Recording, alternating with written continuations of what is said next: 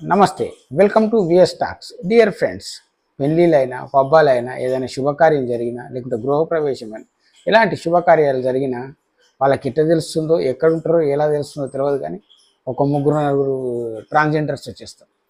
వచ్చేసి డబ్బులు డిమాండ్ చేస్తూ ఉంటారు. ఇస్తావా, 4,000 ఇస్తావా, 5,000 ఇస్తావా, మంచి పని చేస్తారు, అక్క చెల్లె అంటారు, లేకుంటే చప్పట్టు కొడతామంటారు, లేకుంటే ఇంకేదైనా బూతు పని చేయడానికి వస్తారు.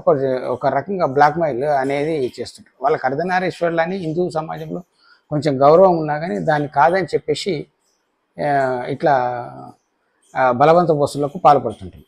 కానీ వాళ్ళకున్న ఉద్దేశం ఏంటంటే వాళ్ళకి ఏది జాబ్ దొరకదు, ఎవరు వచ్చినా దగ్గరికి రానియరు అనేది వాళ్ళ కాన్సెప్ట్. కానీ ఇప్పుడు తెలంగాణ గవర్నమెంట్ ఒక మంచి నిర్ణయం తీసుకుంది.